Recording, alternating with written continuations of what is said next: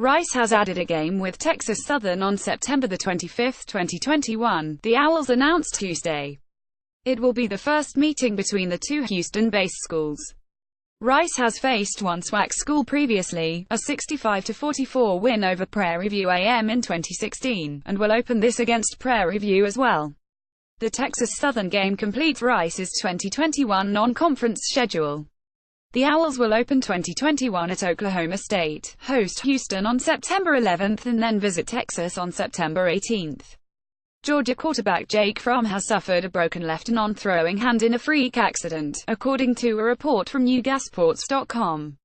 According to the report, Fromm was out with a group of friends on Lake Burton in northwest Georgia on Monday when a rope tugging a would-be wakeboarder snapped forward onto the boat and hit a seated Fromm's left hand.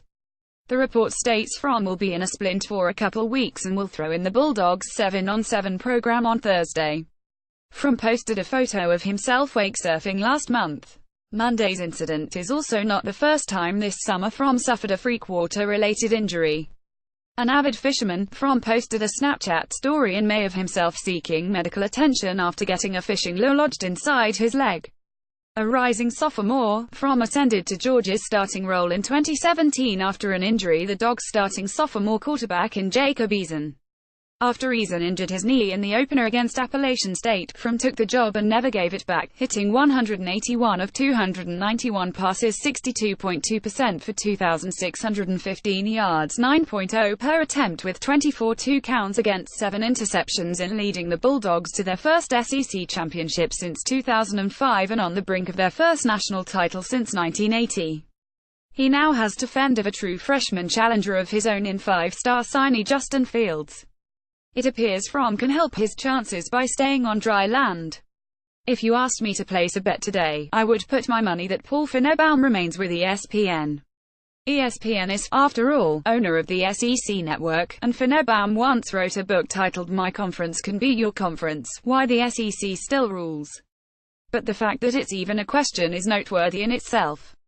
Finebaum's original 5-year deal that brought to him from his local fiefdom at WJOX in Birmingham to national stardom at ESPN is set to expire this month and has yet to be renewed. ESPN has undergone a change in leadership with this year with Jimmy Pitero replacing John Skipper as the network's president, so it's possible that waiting until the 11th hour to renew talent contracts is simply the way ESPN does business these days. But it's also possible that Finebaum really will leave ESPN. And if he does, Fox and Big Ten Network are reportedly prepared to swoop in and nab Finebaum.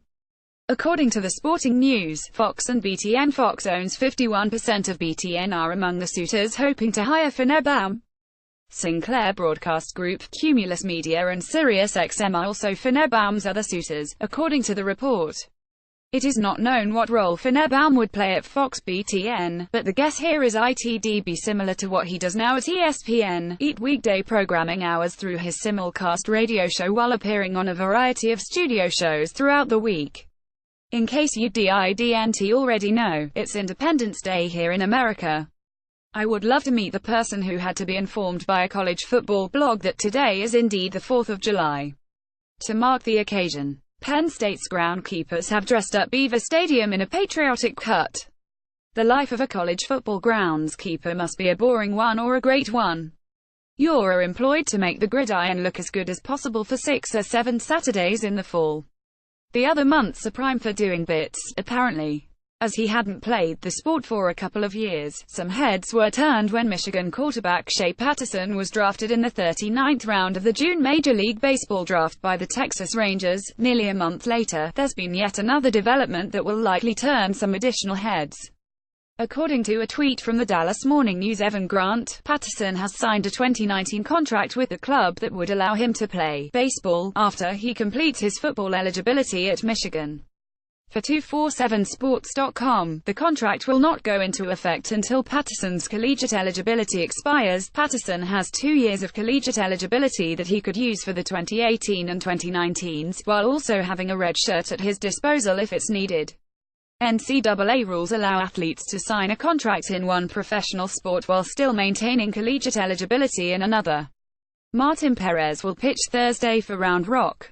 Jack's Biggers number 9 pick has signed. 39th round pick Shea Patterson has signed a 2019 contract to play after he completes his football eligibility at Michigan. Evan Grant at Evan P_Grant July 3, 2018 that said, Patterson is viewed as a football prospect who may possess first-round talent that could be attractive to teams in either the 2019 or 2020 NFL drafts. Patterson transferred from Ole Miss to Michigan in December of last year. He was ultimately granted immediate eligibility to play for UMass. A consensus 5-star 2016 recruit, Patterson was rated by 247sports.com as the number 1 pro-style quarterback in the country and the number 4 player overall on its composite board. After starting the last 3 games of his true freshman, Patterson started the first 7 games of 2017 before going down with an ending knee injury. Patterson, who has not played baseball since his junior year of high school, is widely viewed as the front-runner to claim the starting quarterback job in his first in Ann Arbor.